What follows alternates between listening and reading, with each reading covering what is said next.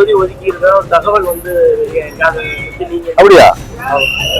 வதந்திகளுக்கு எல்லாம் போய் நம்ம பதில் சொல்ல முடியாது. நான் தான் நேற்று தானே உங்கள்கிட்ட சொன்னேன், நாங்க இன்னும் கூட்டணியை பத்தி எந்த முடிவும் எடுக்கல.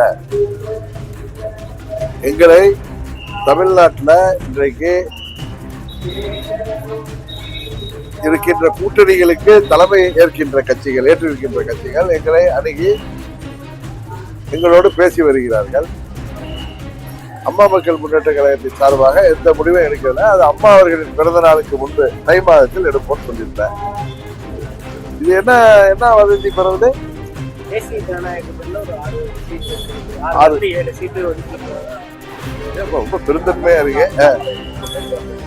அண்ணாமலை பேச்சுவார்த்தை இருக்கிறாரா?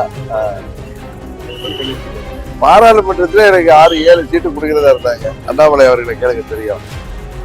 நான் தான் வேணான்னு சொன்னேன். நாங்க வந்து அன்கண்டிஷனலா சப்போர்ட் பண்ணுவோம், நிற்கவில்லை. இருந்தாலும் நாங்கள் நின்னாதான், அது நாங்கள் போட்டியிட்டால்தான் அந்த அம்மா மக்கள் முன்னேற்ற கழகத்திற்கு சார்பான வாக்கு வங்கி அது பலனளிக்குங்கிறதுனால நாங்கள் மினிமம் 2 தொகுதிகளால் நின்னுங்கன்னு சொன்னதுனாலதான் நானும் திருச்சியில தம்பி செந்தில் நின்னோம். இந்த மாதிரி வதந்திகளை நீங்க சொல்றப்ப எனக்கு என்ன ஒண்ணு நான் வருதுன்னா, நம்ம ஊர்ல எல்லாம் சொல்லுவாங்க, இன்னும் மாடே வாங்கல அதுக்குள்ளார மத்துக்கு அலையிறானான்னு சொல்லுவாங்க. நான் இருக்கா தயிர் கிடையிறதுக்கு அதே மாதிரி இருக்கு. இன்னும் தஞ்சாவூர் பக்கம்லாம் ஒண்ணு சொல்லுவாங்க, இன்னும் பிள்ளைக்கு வரனே அமையல அதுக்குள்ளார பேர குழந்தைக்கு பேர் வச்சுட்டு அலையிறானான்னு சொல்லுவாங்க.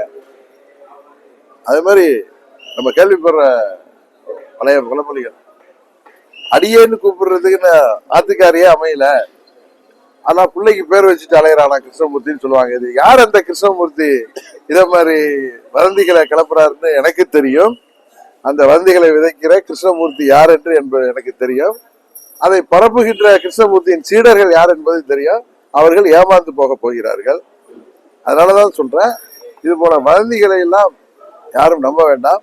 அம்மா மக்கள் முன்னேற்ற கழகம் முடிவெடுத்த பிறகு ஊடகத்தின் மூலம் எல்லோரிடம் சொல்லிவிட்டு தான் நாங்கள் எங்கள் இந்த தேர்தலில் நாங்கள் சேர்கிற அணிதான் உறுதியாக ஆட்சி அமைக்கும். அதனால நான் சொல்றேன், தமிழ்நாட்டில் கூட்டணிக்கு தலைமை தாங்குகின்ற கட்சிகள், இன்னைக்கு என்னென்ன கூட்டணி இருக்கு, எந்தெந்த கூட்டணி உருவாக இருக்கு அப்படிங்கிற கட்சிகளுக்கு தலைமை தாங்குகின்ற கட்சிகள் எங்களை அணுகி பேசி வருகிறார்கள்.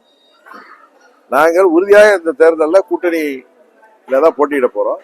நாங்கள் எந்த கூட்டணிக்கு செல்வோம் என்பதை உறுதியாக உங்களுக்கு தெரியும். பிஹைண்ட் இட்ஸ் பெருமையுடன் தயாரித்து வழங்கும் மூன்வாக் திரைப்படத்தின் ஆடியோ லான்ச் ஜனவரி 4 ஞாயிறு மாலை 4 மணி முதல் சத்யபாமா யூனிவர்சிட்டி சென்னையில் நடைபெற உள்ளது. உங்கள் டிக்கெட்ஸை புக் மை ஷோ டிஸ்ட்ரிக்ட் ஆப்களில் ஸ்கிரீன்ல தெரிகிற வாட்ஸ்அப் நம்பர் வெப்சைட் மூலமாக புக் செய்வோம்.